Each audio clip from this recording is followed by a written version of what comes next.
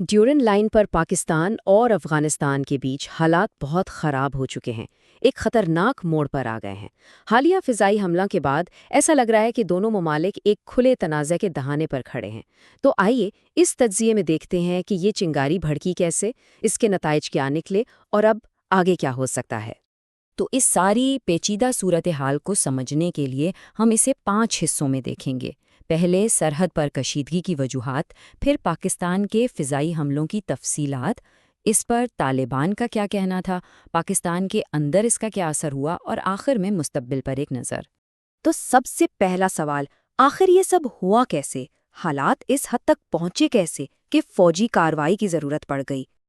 देखें, पाकिस्तान का मौक़िफ़ ये है कि ये कोई अचानक लिया गया एक्शन नहीं था, बल्कि ये उन मुसलसल सरहद पार हमलों का सीधा जवाब था जो अस्करियत पसंद ग्रुप मुबैना तौर पर अफ़गानिस्तान की सरजमीन से कर रहे थे। इस्लामाबाद के मुताबिक ये कदम मजबूरी में और अपने दिफा के लिए उठाया गया। और पाकिस्तान का पैगाम वो बिल्कुल साफ और वाज़ेह था, जैसा कि इस सरकारी बयान से भी ज़ाहिर है। मौक़िफ़ ये था कि अफ़गान हुकूमत को अब फ़ैसला करना होगा, दहशतगर्द ग्रोहों और पाकिस्तान के दरमियान किसी एक को चुनना होगा। तो ये फ़ौजी कार्रवाई इसी पैगाम को अमली शक्ल देने की एक कोशिश थी। अच्छा, तो पाकिस्तान ने जो जवाब दिया वो था क्या? इस ऑपरेशन का स्केल कितना बड़ा था और इसके अहदाफ क्या थे? आइए देखते हैं। ये समझना ज़रूरी है कि ये कोई छोटी-मोटी सरहदी झड़प नहीं थी। ये एक बहुत बड़ा और मुनज़्ज़म फ़ौजी ऑपरेशन था, जिसमें अफ़गानिस्तान के अंदर गहराई में जाकर ख़ास ठिकानों को टारगेट किया गया। काबुल और कंधार जैसे अहम सूबों में कार्रवाई का मतलब साफ था, अस्करियत पसंदों के पूरे नेटवर्क को तोड़ना। तो पाकिस्तानी ज़राए के मुताबिक जो असल टारगेट था ना, वो था अस्करियत पसंदों का पूरा command and control system.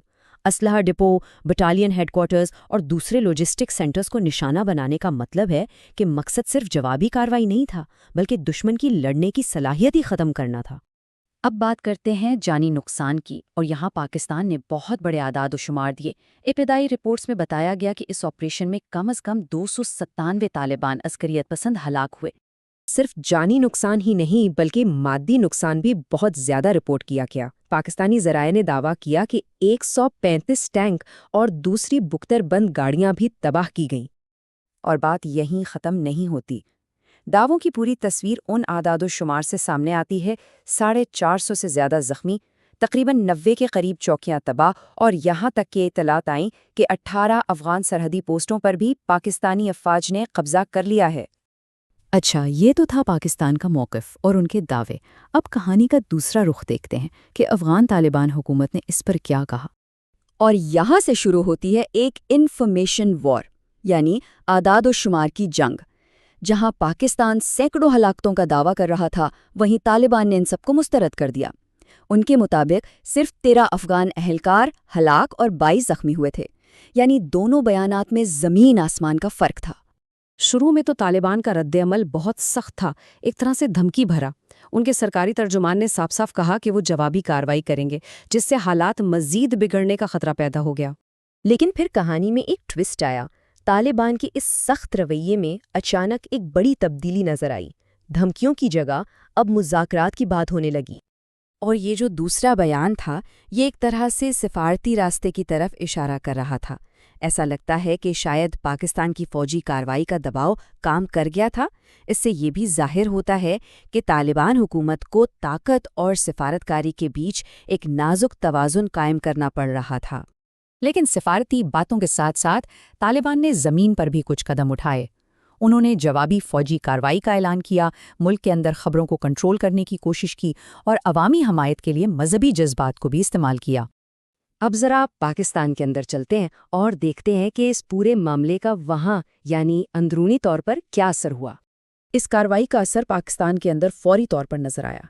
Intelligence reports में जब अस्करी पसंदों के स्लीपर सेल्स की तरफ से ड्रोन हमलों का खदशा जाहिर हुआ, तो पूरे मुल्क में सिविलियन ड्रोन्स उड़ाने पर पाबंदी लगा दी गई। और इस मामले पर पाकिस्तान की सियासी क़यादत भी एक पेज पर नजर नहीं आई। हुकूमत ने तो अस्करियत पसंद ग्रोहों के खिलाफ ज़ीरो टॉलरेंस की बात की, लेकिन अपोजिशन ने मुज़ाकरात पर जोर दिया। अपोजिशन का मौक़िफ़ बिल्कुल मुख्तलिफ था, जैसा कि इस बयान से ज़ाहिर है। उनका फोकस फ़ौजी कार्रवाई के बजाय सफारतकारी और बातचीत पर था। تو ان تمام دعووں، جوابی کارروائیوں اور بیانات کے بعد سب سے بڑا سوال یہ ہے کہ اب آگے کیا ہوگا؟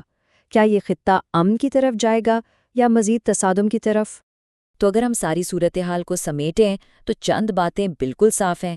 ایک، پاکستان نے اپنی پالیسی میں ایک بڑی تبدیلی دکھاتے ہوئے سخت فوجی ایکشن لیا ہے۔ دو، طالبان کا رد عمل ملا جلا رہا ہے۔ اور تین، اس بحران نے پاکستان کی اندرونی سیاست کی تقسیم کو بھی سب کے سامنے لا کر کھڑا کر دیا ہے۔ لیکن شاید جو سب سے بڑا اور اصل خطرہ ہے وہ اب سرحدوں سے نکل کر شہروں کی طرف آ رہا ہے۔ اطلاعات ہیں کہ آڈیو پیغامات میں پاکستان کے اندر بڑے حملوں کی دھمکیاں دی گئی ہیں، جس سے یہ لڑائی سرحد سے نکل کر براہ راست شہری علاقوں تک پہنچ سکتی ہے۔ تو آخر میں سوال یہی بچتا ہے، کیا پاکستان کی یہ سخت فوجی کارروائی اس مسئلے کو حل کر پائے گی اور خطے میں استحکام لائے گی، یا یہ ایک ایسے نئے اور لمبے تنازع کی شروعات ہے جس پر قابو پانا شاید بہت مشکل ہو جائے گا؟ اس کا جواب تو آنے والا وقت ہی دے گا۔